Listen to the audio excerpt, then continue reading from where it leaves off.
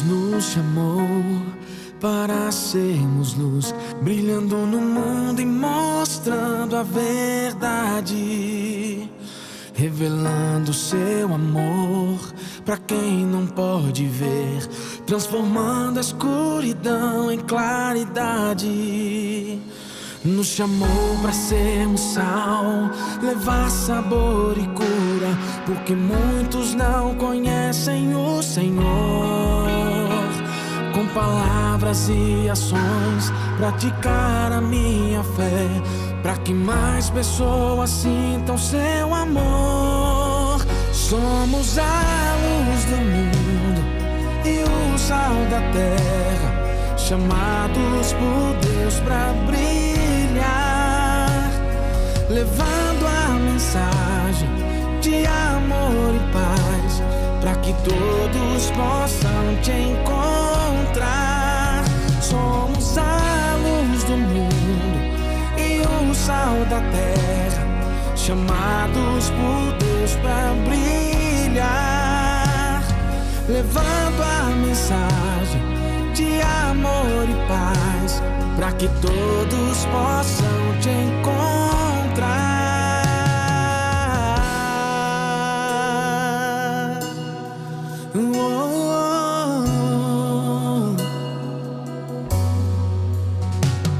Jesus nos chamou para sermos luz, brilhando no mundo e mostrando a verdade, revelando seu amor para quem não pode ver, transformando a escuridão em claridade.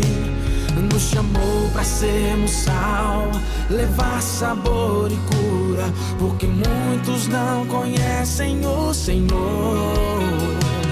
Com palavras e ações, praticar a minha fé, para que mais pessoas sintam seu amor. Somos a luz do mundo e o sal da terra, chamados por Deus para brilhar,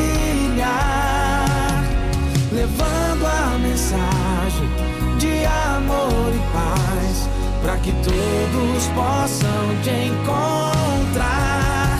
Somos a luz do mundo e o sal da terra, chamados por Deus para brilhar, levando a mensagem de amor e paz, para que todos possam te encontrar. Que nossa luz não se apague, nosso sal não perca o sabor, que possamos fazer diferença nesse mundo que tanto precisa do seu amor.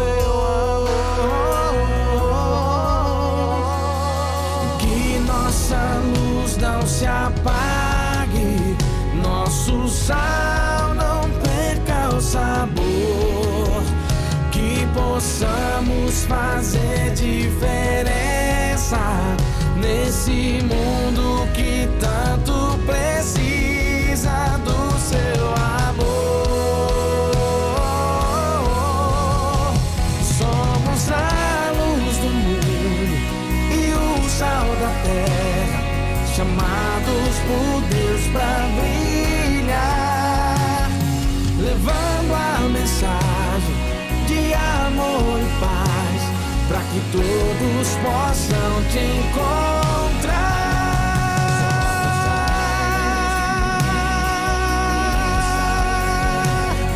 Chamados por Deus para brilhar, levando a mensagem de amor e paz, para que todos possam te encontrar, para que todos possam te encontrar.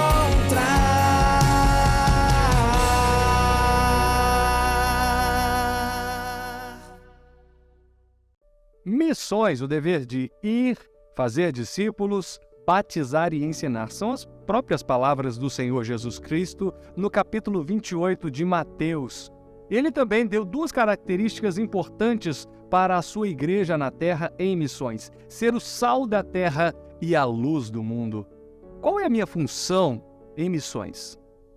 Um missionário deixa a sua vida, deixa o seu tempo, o convívio social, enfrenta desafios e muitas perseguições. Perseguição aumenta após 10 anos de Extremistas fazem ataques em série na Talibã África. proíbe mulheres nas Cuba manda universidades. fechar a igreja com 30 anos Líder de cristão história. morre em prisão domiciliar. Terroristas matam cerca de 40 cristãos e exigem resgate por cadáver na Nigéria. Quantas pessoas podem ser alcançadas pelo investimento que nós fazemos aqui em Anápolis, em Goiás, no Brasil? Quantas pessoas podem ser alcançadas pelo Evangelho apenas pelo meu esforço? Dever de ir, fazer discípulos, batizar e ensinar. Qual é o meu papel dentro deste contexto missionário? O Ministério de Missões da Igreja Batista Central mantém 54 missionários em diversos continentes. São 27 anos dando suporte em oração, aconselhamento e investindo para transformar vidas. Você também pode ser um missionário, indo, orando ou contribuindo.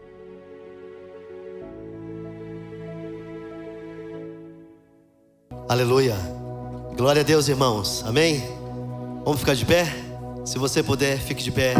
Nós vamos adorar ao Senhor nesta noite, o Cordeiro Santo de Deus, que foi morto e que ressuscitou. Nós temos um chamado de mostrar Jesus ao mundo, de mostrar o Senhor Jesus às nações. Amém? Que você possa aceitar esse convite essa noite e se entregar diante do Senhor. Cante conosco. Jesus nos chamou para sermos luz, revelando ao mundo e mostrando a verdade, revelando seu amor para quem não pode ver, transformando a escuridão em claridade. Nos chamou para sermos sal, levar sabor e cura, porque muitos não conhecem o Senhor. Com palavras e ações, praticar a minha fé, para que mais pessoas sintam seu amor. Somos a luz do mundo. Declara, irmãos, e o sal da terra, chamados por Deus para brilhar, levando a mensagem de amor e paz, para que todos possam te encontrar. Somos a luz do mundo e o sal da terra, chamados por Deus para brilhar, levando a mensagem de amor e paz, para que todos possam te encontrar.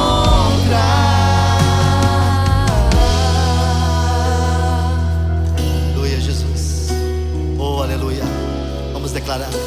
Vamos exaltá-lo de todo o nosso coração. Cante. Jesus nos chamou para... Você tem um chamado nesta noite de influenciar outros a seguir os passos de Cristo. Sim, para quem não pode ver, transformando a escuridão em claridade. Nos chamou para sermos sal, levar sabor e cura, porque muitos não conhecem o Senhor. Com palavras e ações, praticar a minha fé todos os dias, todos os dias, mais, muito mais. Declare. Somos a luz do mundo e o sal da terra, chamados por Deus para brilhar, levando a mensagem de amor e paz, para que todos possam te encontrar. Somos a luz do mundo e o sal da terra, chamados por Deus. Vós sois o sal da terra e a luz do mundo. Que a vossa luz resplandeça entre os homens, para que eles vejam as boas obras de Cristo Jesus através de nós. Aleluia. Que nossa luz não se apague,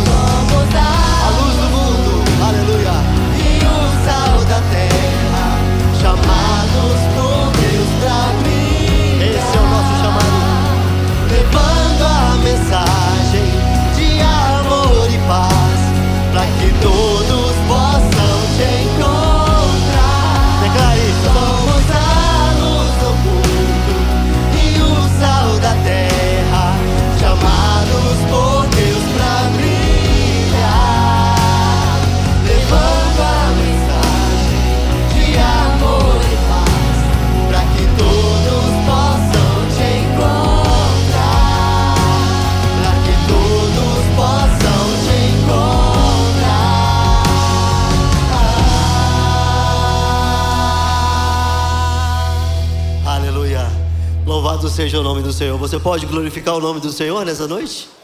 Louvado seja o nome do Senhor, aquele que vive e aquele que reina para sempre, aquele que habita no meio dos louvores, aquele que merece o nosso louvor e a nossa adoração.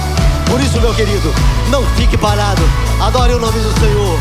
Adore de todo o seu coração a maravilhosa graça. Aleluia.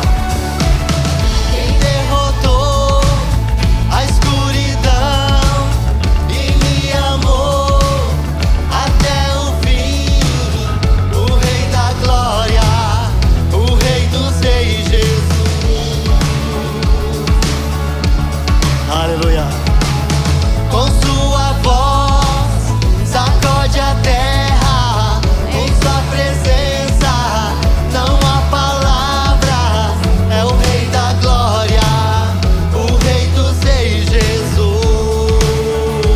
Ele é maravilhosa graça, seu infinito amor tomou o meu lugar, a minha cruz levou. Aleluia.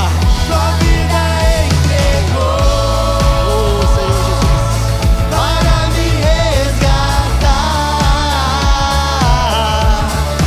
Oh, pra sempre eu canto o que fizeste a mim. Oh, glorificado seja o teu nome, Senhor. Nós celebramos ao Cordeiro Santo de Deus. Ele é o Cordeiro da paz. Para o meu caos e faz o órfão um filho seu. É o Rei da Glória, é o Rei da Glória. Quem é o Rei sobre todas as nações? Aleluia. Sua justiça é como o sol, é o Rei da Glória, o Rei dos Reis, Jesus. Declare: maravilhosa graça, seu infinito amor. Aleluia. Tomou o meu lugar. Ele levou sobre si as nossas dores e as nossas enfermidades. Ele levou. Família entregou para me resgatar. Oh, pra sempre eu canto o que fizeste a mim. Glória a Deus. Digno, digno, cante. Digno é o Cordeiro de Deus de receber honras, glórias, louvores, celebração, a sua voz, o seu cântico, a sua adoração. Então declare, meu irmão, declare: digno, digno é o Cordeiro de Deus. Ele é, aleluia, que a morte venceu.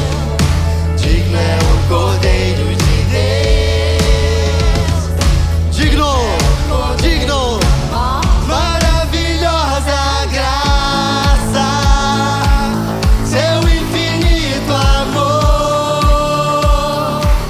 Ele tomou o meu lugar, ele tomou o seu lugar na cruz, a minha cruz levou.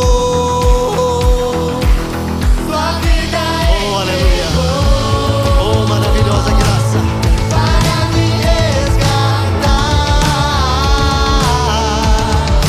Oh, pra sempre eu canto maravilhosa graça, seu infinito amor tomou o meu lugar. Obrigado, Jesus. Obrigado, Senhor. Oh, glória a Deus. Sua vida entregou para me resgatar.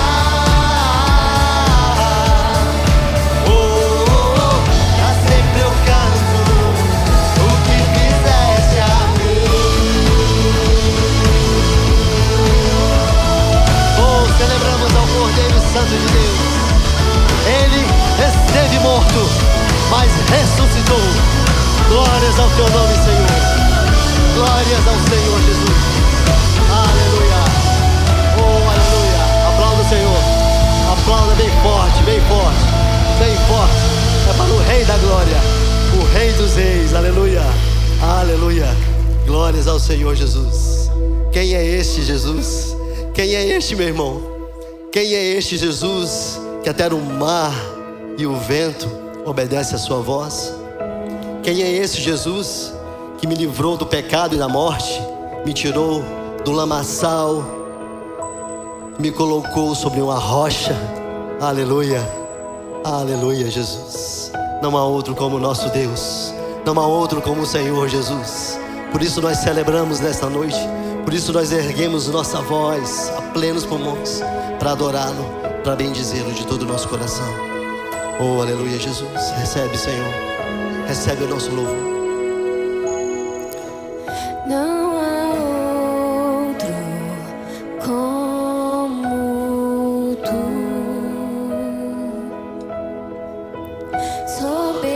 soberano e fiel.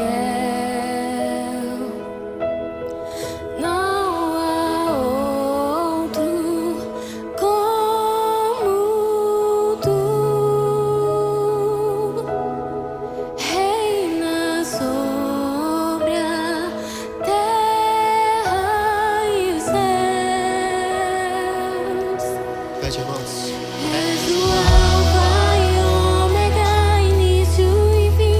És o ar que eu respiro, tudo pra mim. Tu és Jesus, tu és Jesus. Oh, aleluia, Jesus. Oh, Cordeiro Santo de Deus, toma o teu lugar em nosso meio, Senhor. Toma o teu lugar, Senhor Jesus, lugar de adoração. Nós queremos exaltar o teu nome, te bendizer de todo o nosso coração neste lugar. Oh, aleluia. Declare, irmãos.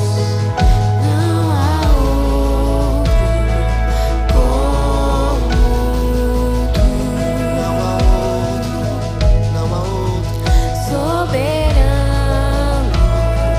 e fiel. Não há outro como tu. Reina sobre a terra e céu. O que ele é pra você? Cante. És o Alfa e Ômega, início e fim. És o ar que eu respiro, tudo pra mim. Tu és Jesus, tu és Jesus.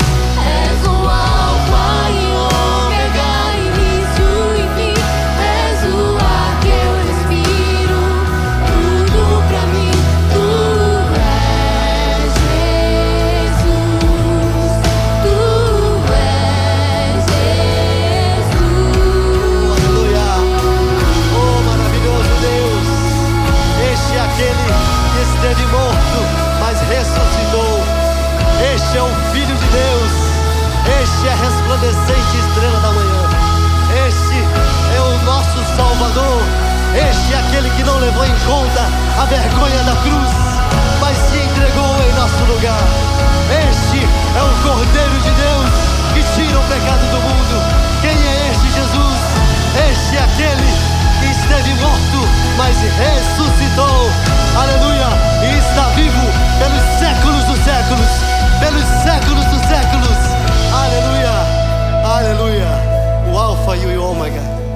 Alfa e Ômega, início e fim, tudo pra mim, Sim, Senhor. tudo pra mim. Tu és Alfa e Ômega.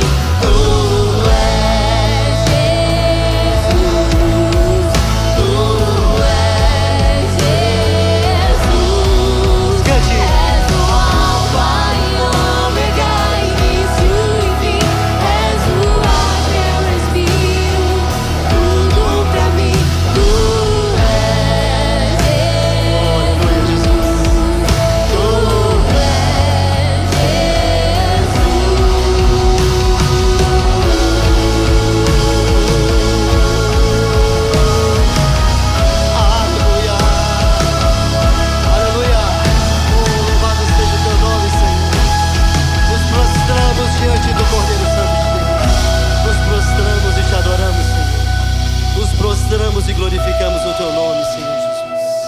O Alfa, o Ômega, o princípio e o fim. O Criador de todas as coisas, porque sem Ele nada do que foi feito se fez. O Autor da vida, a ressurreição e a vida. Oh Jesus, Ele não levou em conta.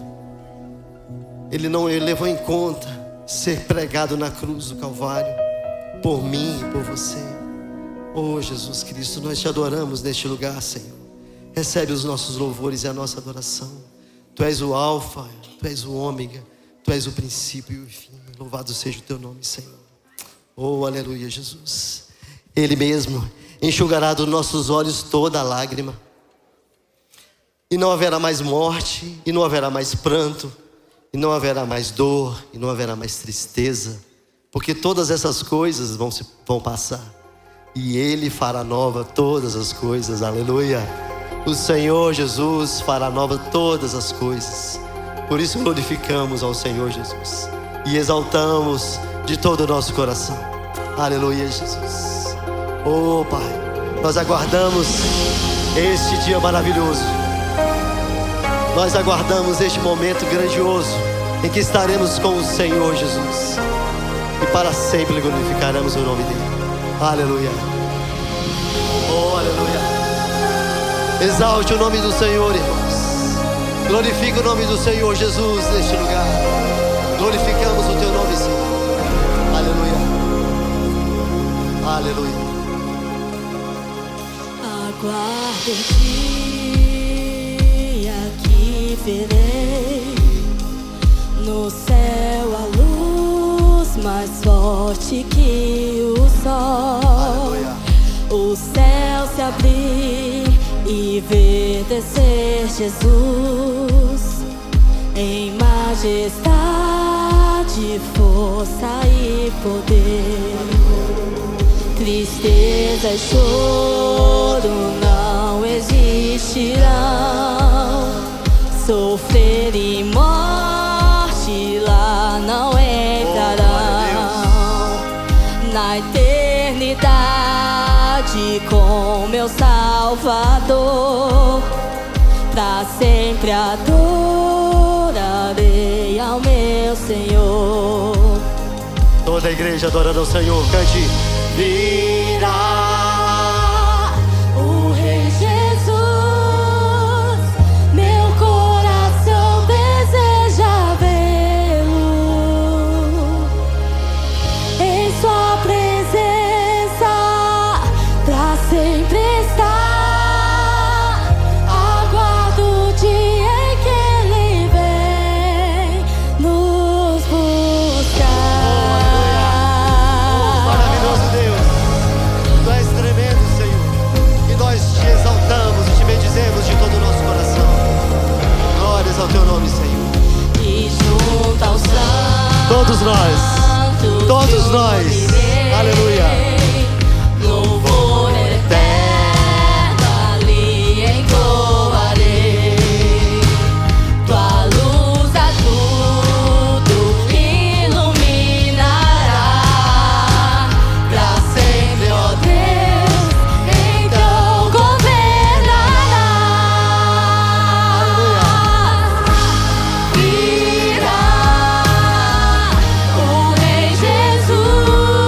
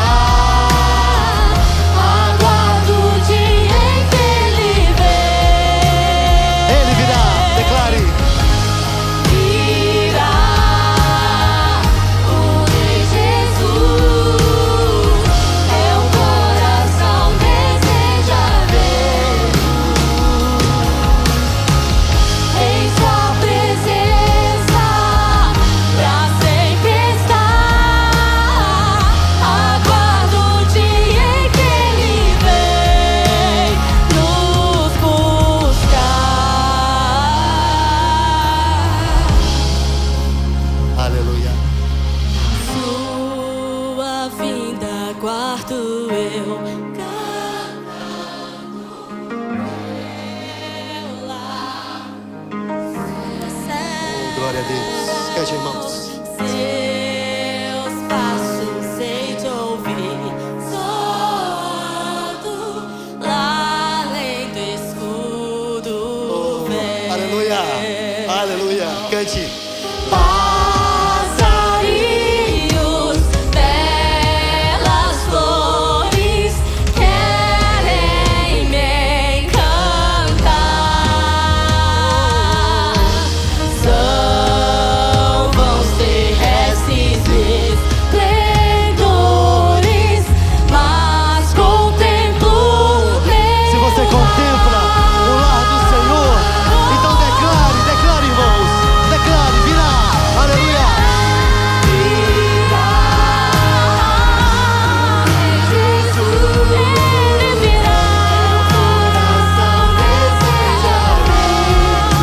Em tua presença, Deus, em tua presença, pra sempre estar. Aguardo o dia em que Ele vem,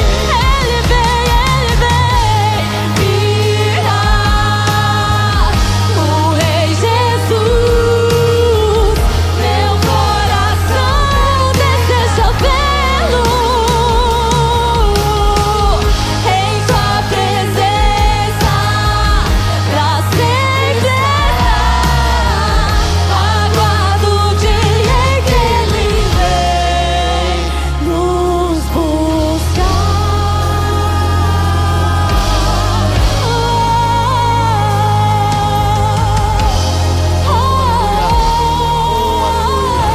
Glórias ao teu nome, Senhor Jesus. Glória a Deus. Glórias ao Senhor Deus. Glória a Deus nas alturas. E toda a terra se encherá da glória do Senhor. Assim como as águas cobrem o mar, toda a terra se encherá da glória do Senhor. É sobre Ele, meu querido. É sobre o Senhor Jesus. E não é sobre nós. É sobre o Senhor Jesus. Porque Ele nos amou primeiro. Ele é o autor da vida. Ele é o autor da nossa salvação. E nós exaltamos. Aleluia. tentaram me parar, me fazer desistir, mas eu não vou negar a fé que há em mim. Eu tenho uma missão. Nós temos uma missão esta Eu noite. vou seguir Jesus, porque eu não abro mão do evangelho da cruz. Mesmo que pedras venham contra mim e com palavras queiram me intimidar, maior é aquele que está em mim. Com Jesus sempre vou me levantar.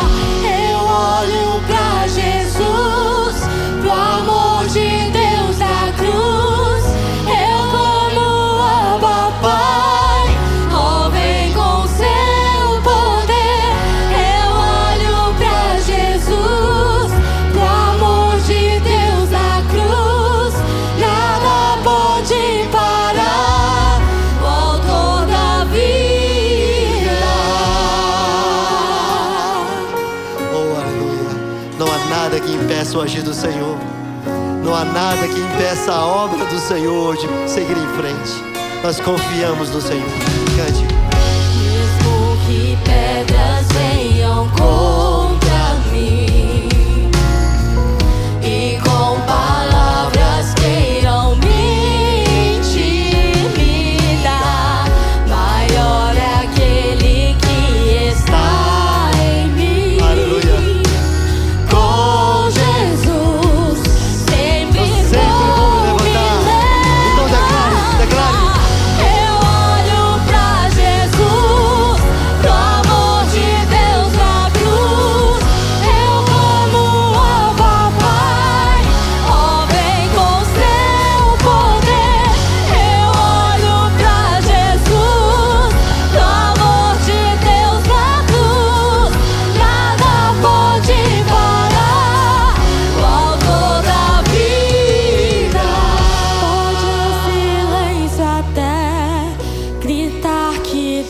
me abandonou.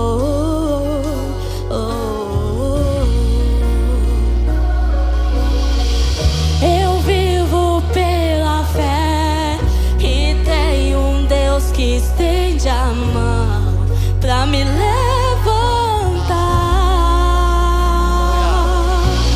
Sei em quem eu tenho crido e que é poderoso pra fazer além. Hoje, E essa é a hora. este é o momento. Deus toca, Oh, renova, transforma. Tenho vida em Deus, vida em Deus. Força. Tenho força em Deus. Aleluia. Esperança Oh, em Senhor. Tu és meu tudo, aleluia. Tenho tudo em Deus,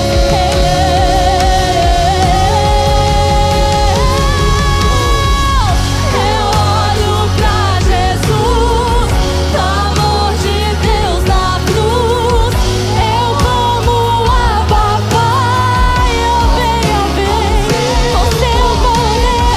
Eu olho pra Jesus, o amor de Deus naquela cruz. Nada pode parar. O autor da vida.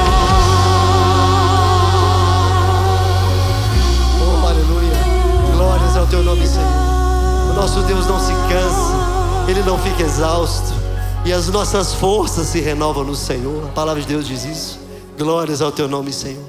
Eu olho pra Jesus, pro amor de Deus. Ide por todo mundo e pregar o evangelho a toda criatura. Ide fazer discípulos, porque eu estarei convosco todos os dias, batizando-os em nome do Pai, do Filho e do Espírito Santo. Nada pode parar o autor da vida. Oh, glória a Deus. Glórias ao teu nome, Senhor. Glórias ao Cordeiro Santo de Deus, que esteve morto, mas ressuscitou. Oh, vem com seu poder. Prossigo para o alvo. Cante, irmãos. O amor de Deus na cruz, nada pode parar o autor da vida. Oh, aleluia. Aplauda ao Senhor. Aplauda bem forte ao autor da vida, o Criador dos céus e da terra, aquele que era, aquele que é e aquele que há de vir. Glórias ao nome do Senhor. Deus abençoe os irmãos.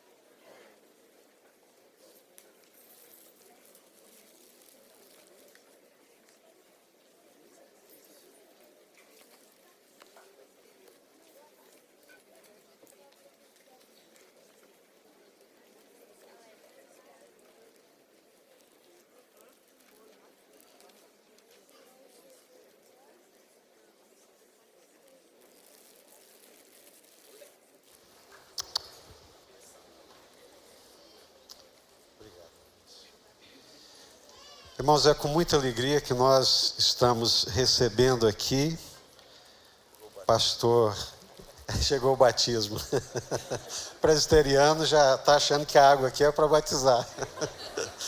É com muita alegria que nós recebemos pastor Elias Dantas, um homem de Deus, que tem servido ao Senhor por todas as partes desse mundo, levando a mensagem do Evangelho. Pastor, que Deus o abençoe. Seja muito bem-vindo, a casa é sua. Obrigado, obrigado, querido Jesus.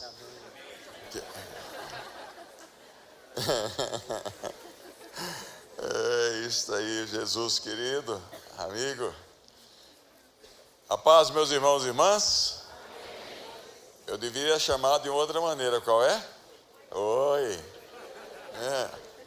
Mas uma alegria. Quero chamar a sua atenção para um texto muito próprio para a ocasião, creio eu, que encontra-se em Isaías capítulo 6, versículos de 1 até o versículo 8.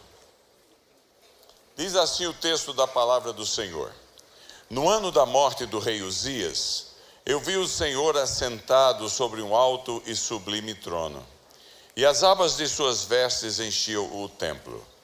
Serafins estavam por cima deles, cada um tinha 6 asas, com 2 cobria o rosto, com 2 cobria os pés, e com 2 voava. E clamavam uns para os outros, dizendo: Santo, Santo, Santo é o Senhor dos exércitos, toda a terra está cheia da sua glória. As bases do limiar se moveram à voz do que clamava, e a casa se encheu de fumaça. Então disse eu: ai de mim, estou perdido, porque sou homem de lábios impuros e habito no meio de um povo de impuros lábios, e os meus olhos viram o Rei, o Senhor dos exércitos. Então um dos serafins voou para mim, trazendo na mão uma brasa viva que tirara do altar com uma tenaz. Com a brasa tocou a minha boca e disse: Eis que ela tocou os teus lábios, a tua iniquidade foi tirada e perdoado o teu pecado. Depois disto, ouvi a voz do Senhor que dizia: A quem enviarei? Quem há de ir por nós? Disse eu: Eis-me aqui, envia-me a mim. Amém. Meus queridos irmãos, minhas irmãs, que alegria poder estar aqui nessa conferência missionária, na qual nós celebramos o M3, que é o envio das pessoas a lugares distantes, missão distantes. A igreja manda gente para fora da região aqui, são 50 e poucos missionários, né? Mas nós temos hoje, nesta noite, que celebrar também o M1, que é uma missão aqui em Anápolis, porque nós somos o povo missionário de Deus. Não temos uma outra marca na nossa vida, além da marca do Cordeiro que nos salvou, do que a marca desse comissionamento maravilhoso, de sermos o povo missionário de Deus. E acontece em vários níveis. Nós celebramos o M3, mas ela na verdade começa aqui no nosso M1. Somos missionários na cidade de Anápolis. E no M2, no estado de Goiás e no Brasil. O importante é que aqui no M1 nós produzamos bastante, para que a gente seja habilitado aí aonde os obstáculos são maiores. Então, tudo teria que começar por aqui. Um candidato que disse chamado por Deus para ir para determinado lugar tem que provar sua vocação aqui, no M1, onde é mais fácil, onde as barreiras culturais, linguísticas, etc., são tão poucas, você pode falar com quem você quiser, antes de ir para lugares distantes. É aqui que tudo começa, é aqui no seu chamado e no meu começa. Nós somos o povo missionário de Deus. E na dureza das nossas vidas é onde isso é evidente, é onde Deus vai nos treinando, onde na provação da nossa fé somos purilados para seguirmos nesse caminho maravilhoso. Porque esse texto aqui que é usado para missões é um texto de provação de vida. Antes de ser chamado por Deus para ir e comunicar vida às pessoas em nome de Deus e dizer: eis-me aqui, o profeta teve que ser treinado por Deus nas durezas, porque a nação estava passando problemas tremendos, inclusive ele também, porque o texto foi escrito 720 anos antes de Cristo. Então tem 2.700 anos esse texto que nós lemos nesta noite. É muito tempo. Alguns estavam mais ou menos por lá, pelo que eu estou vendo aqui, mas não é normal. 2.700 anos. A nação estava numa crise tremenda, uma situação horrível tinha acontecido na nação. O reino de Judá, todos nós que conhecemos a história bíblica, sabemos que entre os seus reis, tiveram 5 reis que foram considerados bons reis. E um deles foi este rei descrito aqui no texto, o rei Uzias, que reinou em Israel, em Judá, 52 anos. Começou a reinar aos 16 anos de idade e morreu aos 68 anos de idade. Se tivesse sido um rei ruim, o povo daria um culto em ações de graça. Mas ele não foi. Naquela época a expectativa de vida não é como é hoje. 70 e poucos anos de vida é a expectativa quando nós nascemos, homem ou mulher. Naquele tempo a expectativa de vida era muito pequena. E era 30, 40 anos. Não tinham os avanços que temos hoje. Então praticamente não havia em Judá ninguém que tivesse conhecido um outro rei que não fosse o rei Uzias. E foi um bom rei. Se você quiser mais, leia sobre Uzias, vai a 2 Crônicas, capítulo 27. A Bíblia diz que ele estendeu os domínios do seu reinado até a fronteira onde hoje encontra essa cidade de Acaba. Olha, isso são 200 quilômetros de deserto de Edom, na Jordânia, até chegar onde é Acaba hoje, no sul da Jordânia. E em cada lugar que ele ia conquistando, ele colocava uma guarnição para proteger o seu povo. O povo estava seguro. Ele diz a Bíblia que ele construiu celeiros para armazenar grãos para os dias de fome da sua população em cada oásis que foi possível fazer isto. E interessante que há um cognome que é dado a ele na Bíblia, isso é dado a ele em 2 Crônicas. Diz assim: o rei Uzias, o rei que amava a agricultura. Muito interessante. Era uma pessoa muito querida de todos. Final de sua vida, o poder lhe subiu a cabeça, ele tentou ser o que ele não era. E recebeu uma punição. Ele pegou uma lepra e teve que viver numa vila construída para ele.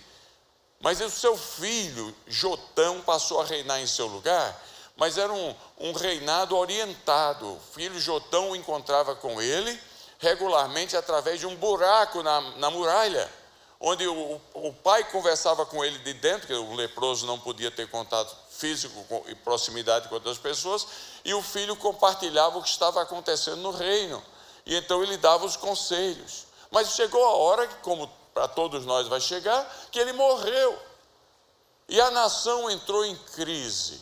E na mente do povo, eu imagino que o pensamento de todos era: será que Jotão vai ser tão bom rei como o seu pai foi? Será que há esperança para nós? Será que os nossos inimigos não vão tirar vantagem da situação atual e atacar-nos porque estamos fragilizados? Será que esse problema, essa provação vai nos arrasar como nação? Que será de nós? Que será de nós? No meio desta situação, Deus chama o seu profeta e começa a ensiná-lo sobre algumas verdades que têm profundas implicações na nossa atividade missionária, no dia a dia, local, aqui e agora, porque lá foi local, foi no pequeno reino de Judá. E o texto vai nos mostrar 3 verdades maravilhosas. Olha aí, um presbiteriano, 3 verdades maravilhosas que aprendemos diante dos desafios para nos ajudar a caminhar quando, no dizer popular, a vaca torce o rabo, quando o problema nos aflige. Porque tem horas na vida da gente, nesse treinar de Deus para nos levar a ser tudo o que Ele quer que a gente seja, produzindo frutos que produzam a glória dele. Tem momentos na vida da gente que a gente olha para a direita, para a esquerda, para cima, para baixo, para todo canto, e não vê escapatória diante de alguns problemas e provações que vêm na nossa vida, não é verdade? Eu não preciso ser um profeta ou um mágico para olhar, ou um adivinho, para olhar para todos nós aqui, inclusive para mim mesmo, para dizer que todos nós passamos por situações difíceis. Todos nós passamos por crise, todos nós passamos por provações. E quando elas vêm, como é difícil. Como é difícil. Passar por provação não é fácil, mas é parte da caminhada da pessoa de Cristo ser formada em nós, para a gente abençoar outros, formando a pessoa de Cristo em outros. É a nossa tarefa, é assim que vai. E a dureza da experiência é tremenda. Pois bem, no meio delas tem 3 verdades que temos que aprender aqui. Primeira delas, ou 3 perguntas que a gente tem que perguntar que vão nos ajudar a desempenhar nossa tarefa missionária local. Primeira delas, diante dos problemas e dificuldades que assolam a todos nós momentaneamente, aqui e acolá, quem nós vemos? Quem nós vemos? Quem você vê diante das crises e dificuldades da sua vida? Judá tem essa opção como nós temos. Judá podia ver um cadáver, que era uma realidade. No ano da morte do rei Uzias, ele podia fixar no problema em si. O rei morreu. Ou Judá, diz o texto, podia ver a outra realidade. Essa é a opção que sempre temos. O Senhor sentado no trono. No ano da morte do rei Uzias, eu vi o Senhor assentado no trono. A verdade é que nós somos negativistas demais, não é verdade? Nós queremos ver sangue. Eu fico às vezes pensando que se alguém abrisse um canal de televisão que só falava coisa boa, se ia sobreviver. O que a gente gosta é do helicóptero perseguindo os bandidos lá. E a gente fica 2 horas vendo o negócio. Nós gostamos é da notícia ruim. Eu sou assim, você é assim. Ela nos atrai, nós somos verdadeiros vampiros.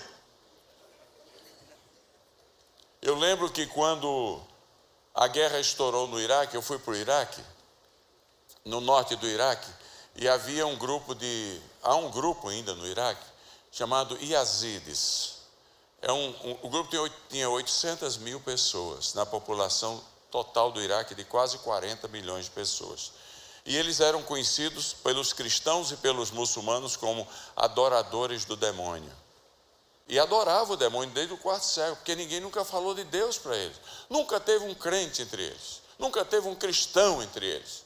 E o ISIS veio da Síria, de Raqqa, na Síria, atravessou a fronteira com o califato e chegou matando, e matou 25 mil homens deles. Mas matava, e os mais proeminentes, eles cortavam a cabeça deles. As mulheres, muitas delas, cerca de 10 mil delas, foram levadas para a Síria para serem abusadas sexualmente por 5 homens em média. E eu vi aquele negócio, eu vi aquelas histórias. Meus amigos que trabalham lá, que moram naquela região, me contavam, são da rede, contavam as histórias. Eu ficava, meu Deus, que coisa tremenda. E algumas delas, maravilhosas mulheres, conseguiram escapar. E elas escaparam a pé descalço, no deserto, temperatura de 50 graus. Elas fugiram à noite, puseram uma burca preta para ninguém vê-las à noite, e andaram por 3 dias no deserto, queimando o pé, a sola do pé, aquela coisa, até chegar numa cidade chamada Del-Huk, que é a lindíssima cidade de Del-Huk, no Kurdistão, Iraque, no norte do Iraque. E ali juntaram-se a 43 mil refugiados yazidis que tinham fugido da região de Nínive, de Mossul, onde eles viviam, para serem protegidos no norte do Iraque. E houve calor muito grande, 53 graus, e morreram nas cabanas e tendas que as Nações Unidas colocou em lugar para eles morarem. Morreram 1.100 pessoas em uma semana, idosos e crianças. 53 graus do lado de fora da cabana. Imagina a temperatura lá dentro. E os amigos de lá me comunicaram e falaram: doutor Dantas, dá para fazer um movimento para ajudar essas mulheres e esses 43 mil yazidis? E Deus levou a gente a mexer com isso no mundo inteiro. Não tinha como prover refrigerador a água, que era o que levamos para lá, trazendo dos Estados Unidos, etc. Então só tinha no Irã. E era presidente dos Estados Unidos, o Barack Obama.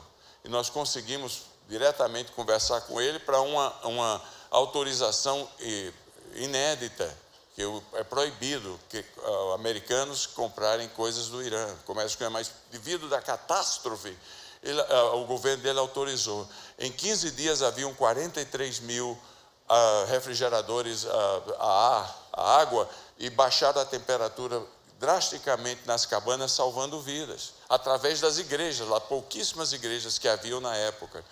E aí, um mês depois, montamos uma equipe nossa e falamos, queremos ir lá.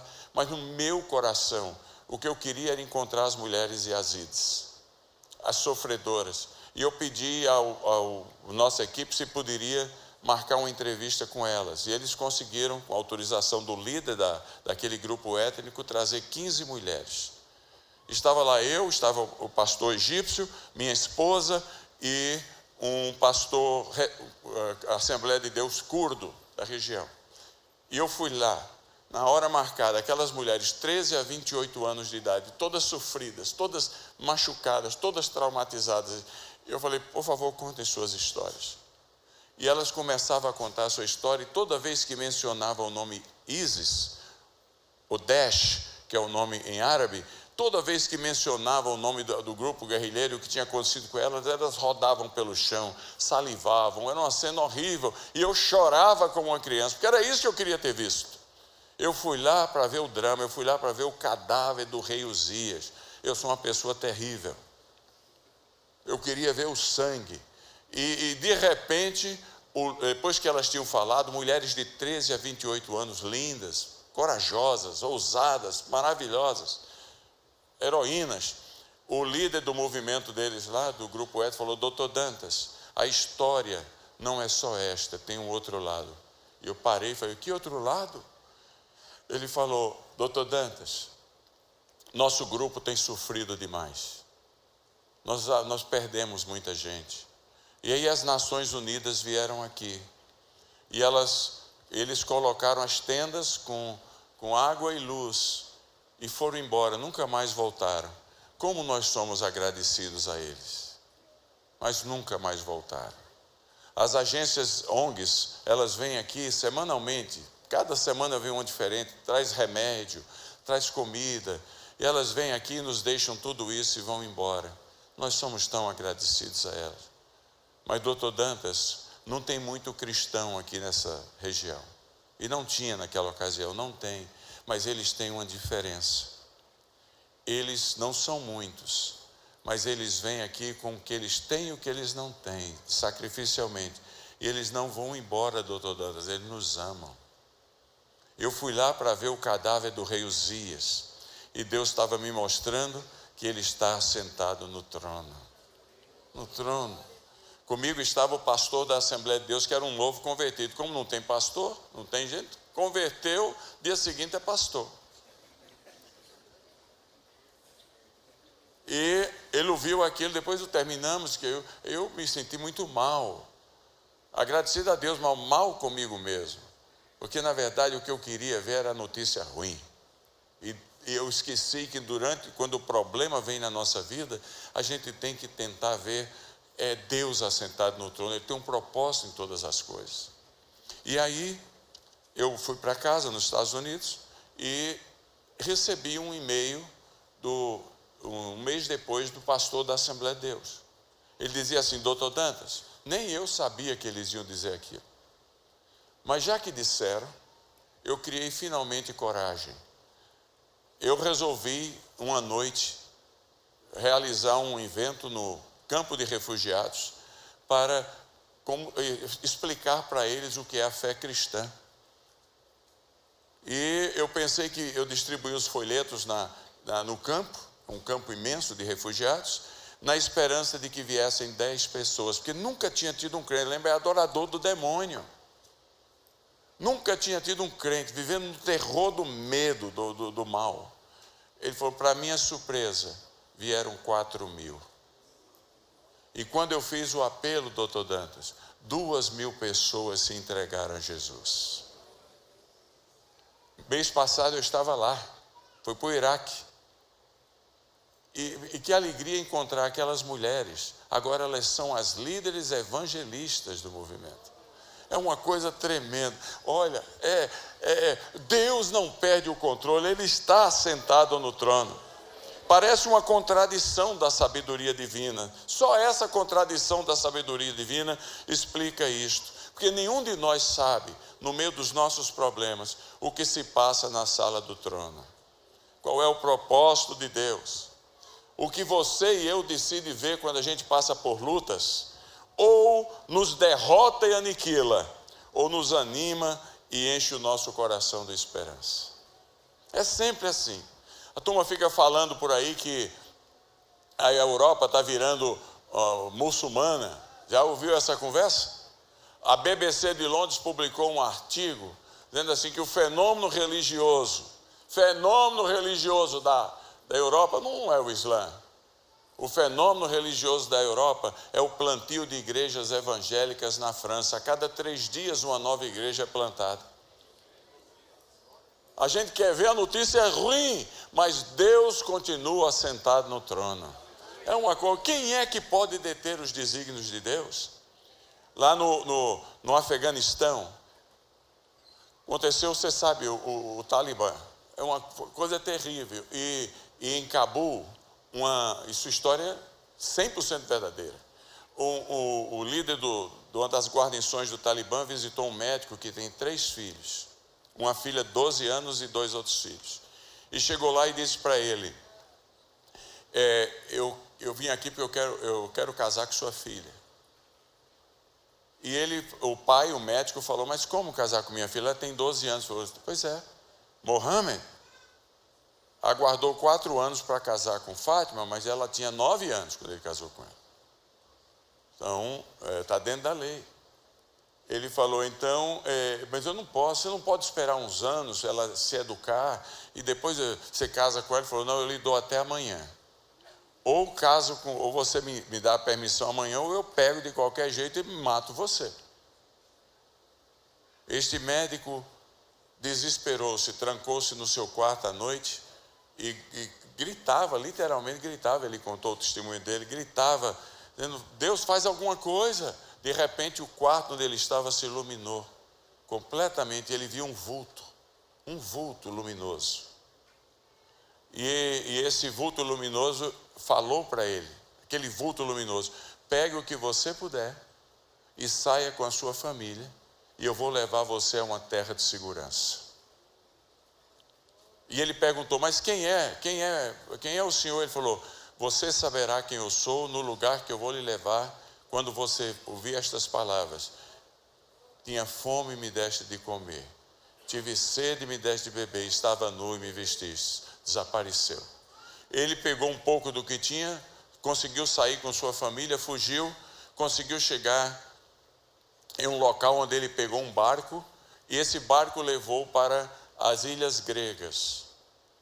Nesse mesmo período de tempo, na Finlândia, na Igreja Central Pentecostal de Helsinki, que é da rede, o pastor Mika estava é uma igreja intelectualizada, com um pessoal muito educado, e tem muitos psicólogos, muitos assistentes sociais. Eles decidiram montar um centro de acolhimento nas ilhas gregas. E construíram uma tenda, eu tenho as fotos, construíram a tenda amarela em borracha, e ali as pessoas que chegavam, naquela crise toda que vocês lembram que saiu na televisão, eles recolhiam algumas delas e cuidavam e mandavam para a Finlândia, onde estão até hoje, uma boa parte delas. E aquele médico estava vindo, chegou na ilha. Quando ele desce na ilha grega que fazia o recolhimento, ele sai, ele foi recolhido pela marinha grega.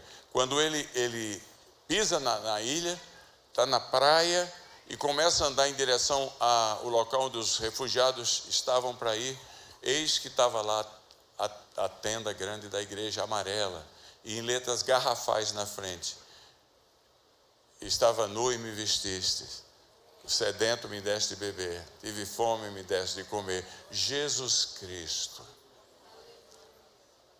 Eu tenho a foto do batismo na Igreja Central Pentecostal de Helsinki, desse indivíduo, quando ele foi batizado com sua família, juntamente com 300 outros afeganistães numa mesma noite.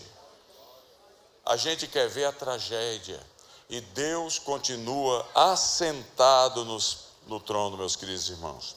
Então, diante dos problemas e desafios, nesse treinamento de Deus para a nossa vida, quem você vê?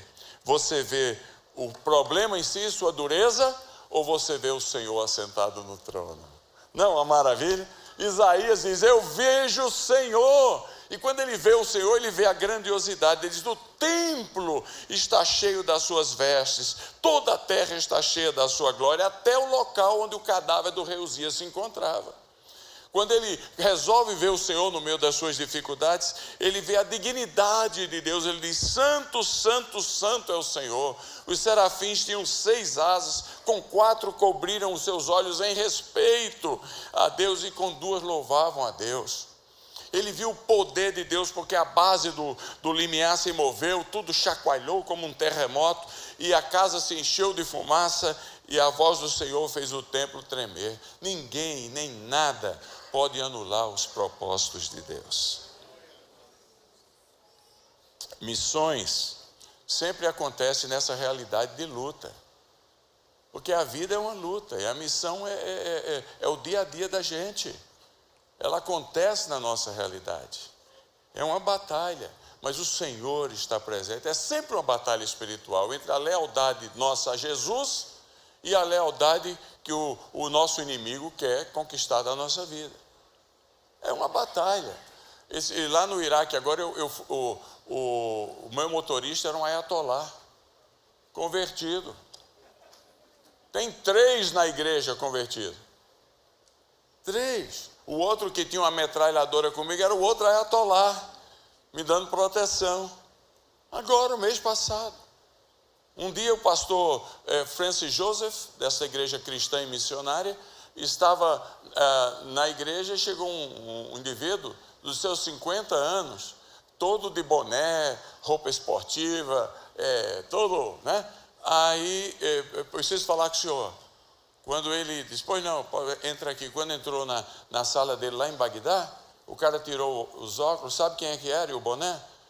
Era o neto de Ayatollah Khomeini. Eu vim disfarçado, porque eu me converti. Jesus apareceu para mim, e eu quero ser batizado. É assim. Rapaz, é uma coisa maravilhosa. Quando no meio das lutas a gente pergunta quem eu vejo, e a gente consegue ver o Senhor, tudo muda, tudo muda.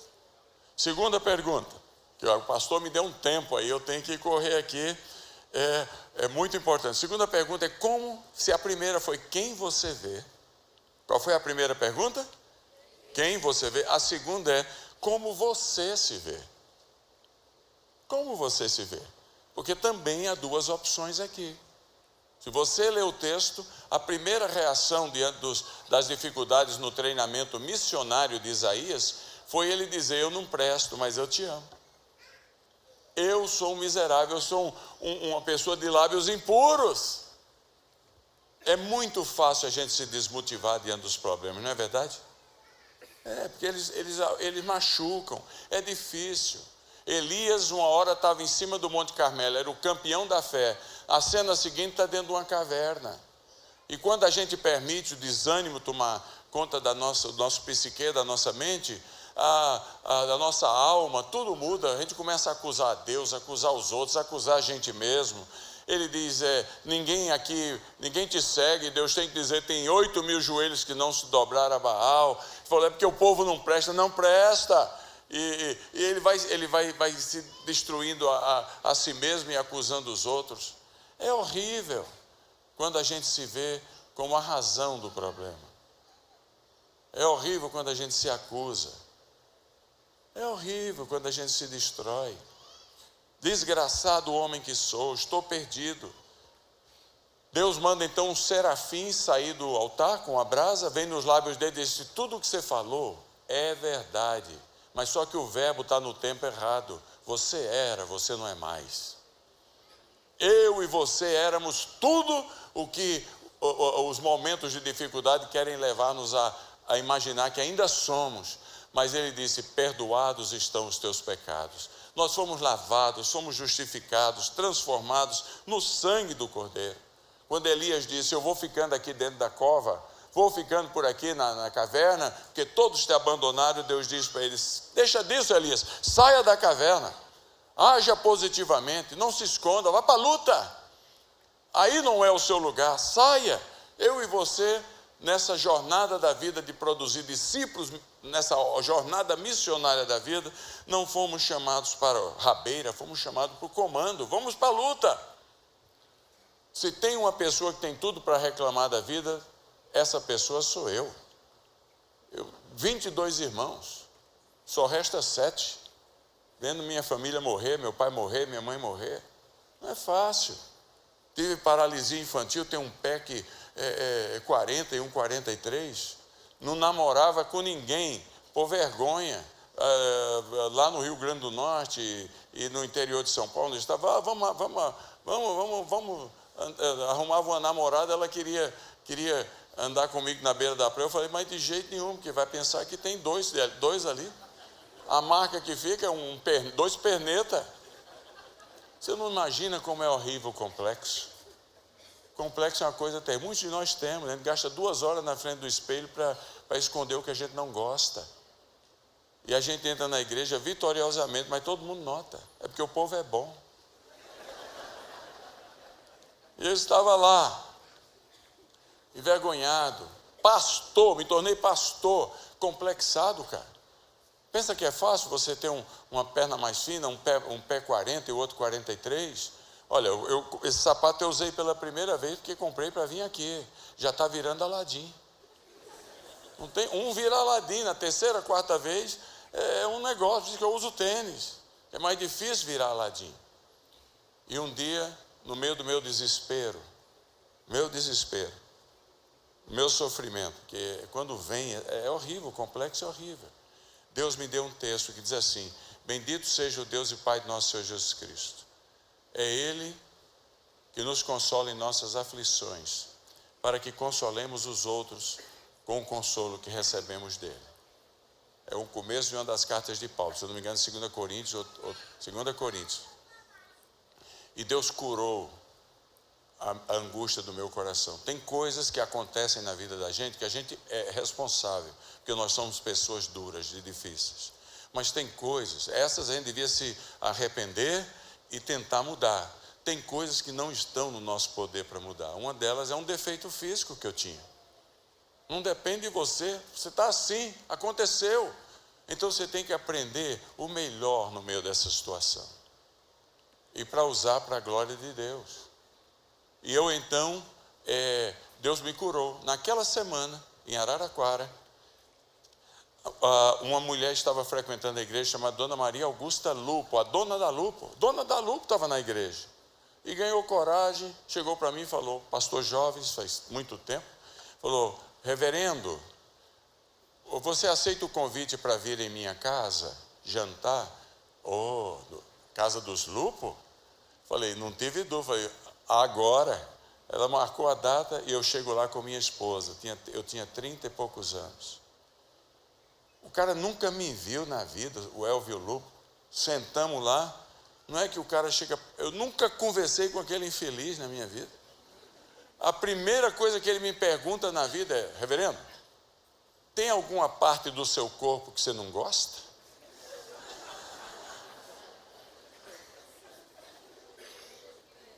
Falei, meu Deus, a coisa não está começando bem aqui. Mas eu tinha que dar uma resposta, não tinha? Eu falei, a contragosto, tem. E pensei que ele ia falar do Armeias Lupo. Mas que nada. Ao redor da mesa, ele falou, qual é? Falei, está demais aqui esse negócio. Aí eu tinha que responder, eu falei para ele, a contragosto. Minha esposa notou que eu estava ficando irritado. O meu pé. Aí ele falou, que pé? Aí eu falei, o direito.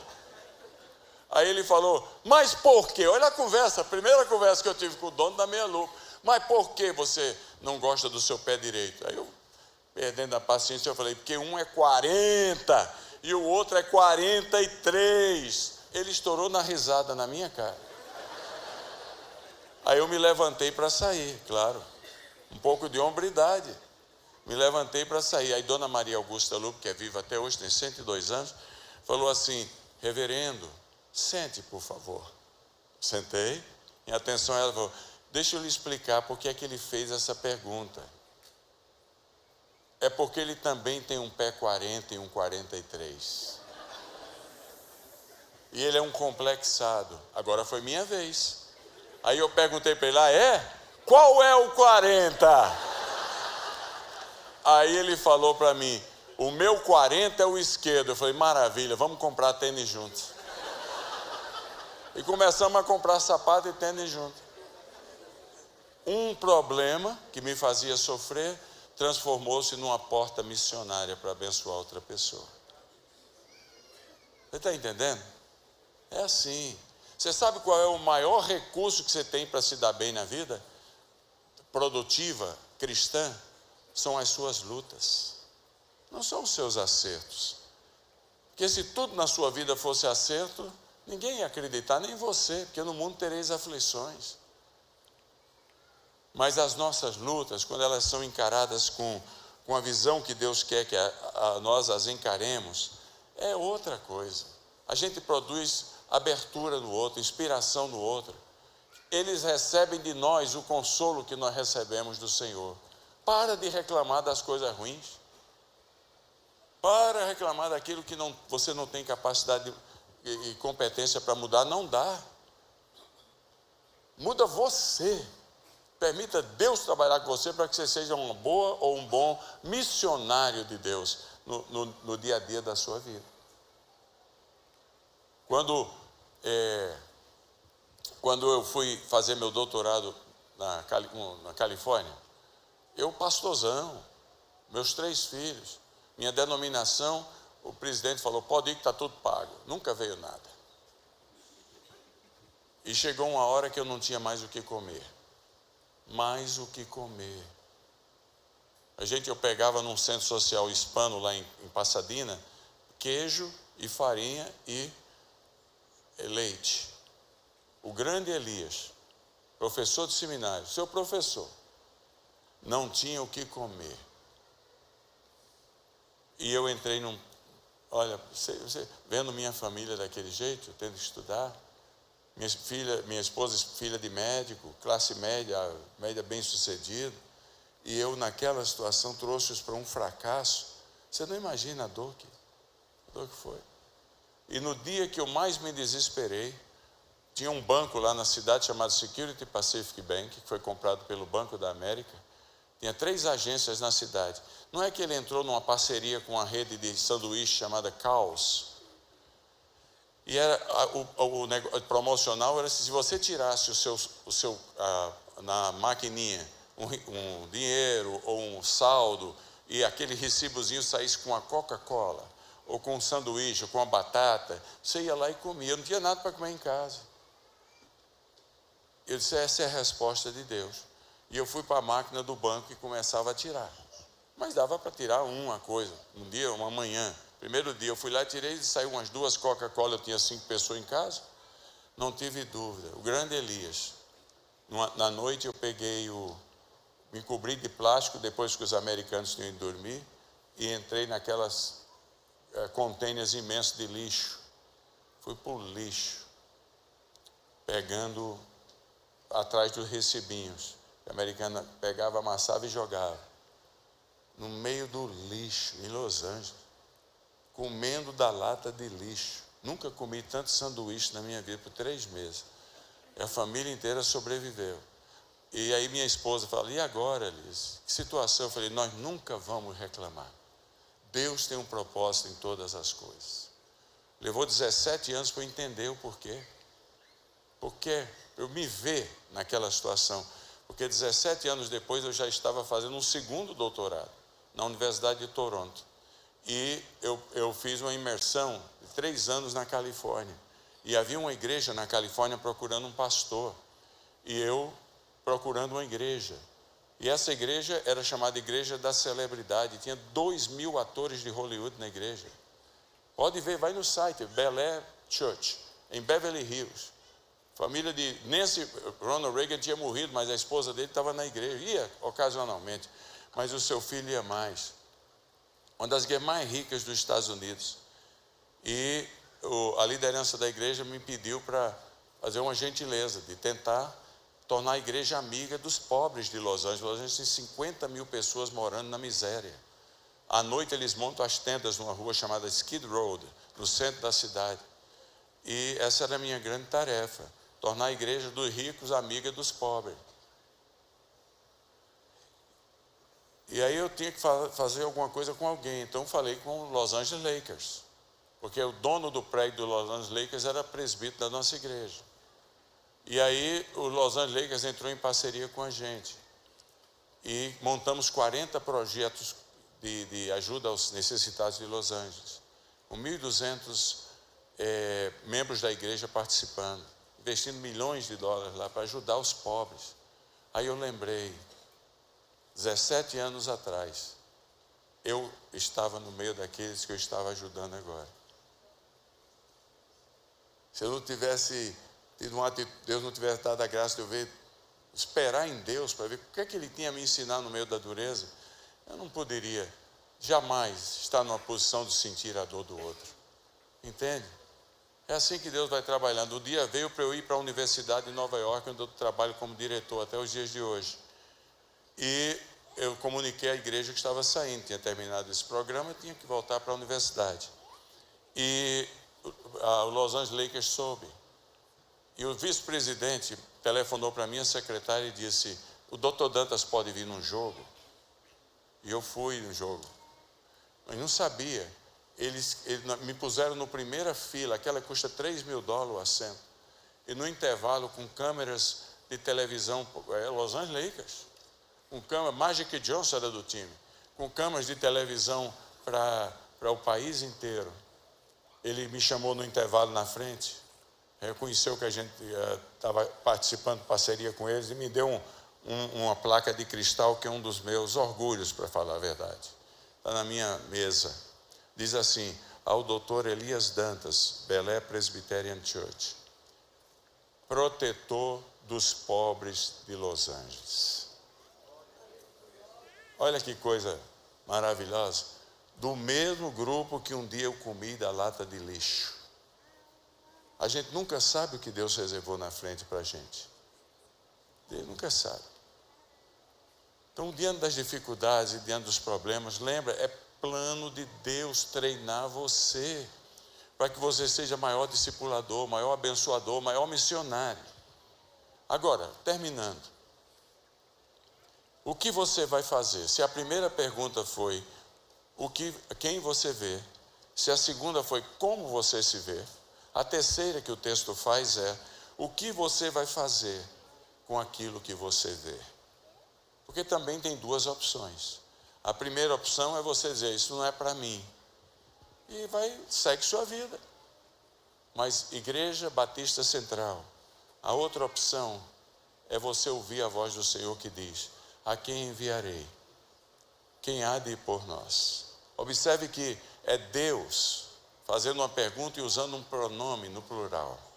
Como é que é possível isso? Se é Deus singular, como é que usa o pronome por nós? Que nós são esses? Que está convidando você nesta noite a passar pelos dias bons e os dias maus como um treinamento para ser bênção nessa cidade, para levar pessoas a Cristo. Quem sabe Deus vai tocar no seu coração para você ir no M2 e no M3. Esse é o nós maravilhoso da pluralidade e unicidade da Trindade. É o Pai, o Filho e o Espírito Santo. É Deus, singular, falando em nome da Trindade, o Pai, o Filho e o Espírito. Quem vai por nós? É óbvio que é, mas é também o nós da cidade de Anápolis, em parceria com Deus, da região de Goiás. É o nós, perguntando, Deus e a população dos seus amigos que não conhecem Cristo ainda, perguntando a você: quem há de ir por nós? Quem há de chegar até nós? Quem há? Quando, minha última ilustração, quando os refugiados, 3 milhões deles, vieram da Síria para o Líbano, nós estamos em muito relacionamento, temos 9 escolas no Líbano, no Vale de Beca, e trabalhamos com a Igreja Batista de Zarle, a nossa maior parceira lá, que quando começou a guerra na Síria tinha 300 crentes, hoje tem 5 mil, todos convertidos do Islã. E o pastor chama-se Jihad, Jihad quer dizer Guerra Santa. O pai um dia pôs o nome, Guerra Santa, você vai ser o pastor, e o cara está lá com os guerreiros muçulmanos. Jihad Haddad.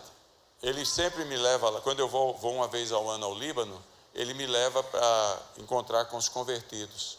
E ele me levou para conhecer uma família.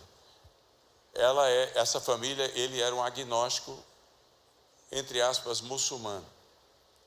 A mulher de 33 anos, tinha casado com 13 anos, era uma professora do Islã. E tinha 3 filhas, a mais velha com 17 anos. Fugiram da guerra, 14 quilômetros pelas montanhas, no meio de um desespero à noite, no meio do desespero da escuridão das montanhas, Jesus apareceu para eles. Que estavam perdidos e Jesus disse: eu vou levar vocês no lugar de segurança. E levou na igreja batista de Zarle. E ali eles se converteram e moravam num dos quase 1000 campos de refugiados, que era um antigo galinheiro, que quando o dono viu chegando aquele povo, acabou com as galinhas e construiu 50 cubículos para as famílias morarem e ganhar dinheiro. E eu estava ali conversando com eles e ouvindo o testemunho deles. Após a conversão deles, a família soube na Síria que eles tinham se convertido e mandaram um bilhete para ele, uma mensagem: soubemos que vocês abandonaram o Islã e viraram cristãos. Queremos dizer para vocês que estamos indo aí matar vocês. E matar vocês crucificados, porque o Islã não aceita que Jesus morreu na cruz. Diz, na hora H tiraram Jesus e puseram Judas. Judas é quem morreu na cruz. Então ele falou: vamos matar vocês crucificados. Aquele que era um agnóstico, muçulmano nominal, mas agora crente, escreveu no bilhete atrás. Ele bateu a foto e me deu a cópia. Quanto a morrer, a matar não tem problema, porque já morremos com Cristo. Quanto a morrer crucificado, não merecemos a honra de morrer como morreu o nosso Salvador. Mata de outro jeito. Isso é bonito demais. E eu estava lá ouvindo isso, a filha de 17 anos falou para mim: doutor Dantas, quer ver o meu campo missionário? Quer ver o meu eis-me aqui, envia-me a mim? E eu falei: claro, para que eu fui fazer aquilo? Ela me pôs num calhambeque lá, no estilo Belinda antiga, rodou por aqueles campos de refugiados, passando por tudo que é tipo, tinha os da família do Isis, tinha os radicais, tinha os outros. Finalmente chegou onde ela morava, que era um antigo galinheiro. 50 famílias ali, de média 6 pessoas morando em cubículos, um banheiro coletivo. Todos eram muçulmanos que tinham vindo da guerra. Ela encostou o carro, não quis nem saber. Abriu a porta e já entrou cantando a plenos pulmões um corinho de exaltação a Jesus. E eu olhava para a direita, olhava para a esquerda, via aquele negócio, pensei na minha esposa, nos meus filhos, nos meus netos, falei: hoje é o último dia da minha vida. Mas ela não queria nem saber, mandava brasa. Aquele povo fica lá dentro, não vai a canto nenhum, porque eles ficam esperando uma carta da ONU, um país, ele não pode ir para a escola, não pode trabalhar, é uma coisa horrível. E, para minha surpresa, as portas começaram a se abrir dos cubículos, começou a sair uma infinidade de crianças, porque muçulmano, você sabe, multiplica como, né? É uma coisa tremenda. E começaram a sair aquelas crianças, todas cantando o mesmo corinho. Não demorou sair as mães, não demorou sair os pais. Em 5 minutos havia um coral de mais de 200 vozes louvando a Jesus. Porque uma menina, no meio de uma dor terrível, perdeu tudo. Perdeu parentes, perdeu patrimônio, perdeu ligações culturais na Síria, perdeu expectativa de vida, mas encontrou Cristo. Uma menina resolveu dizer assim, quando viu: eis-me aqui, envia-me a mim. Ela resolveu dizer: eu estou pronta. E ela transformou um galinheiro num santuário. Amigo, sua família, sua vizinhança é o seu campo missionário. A quem enviarei? Quem há de ir por nós? Eis-me aqui, envia-me a mim. Que Deus nos abençoe. Amém.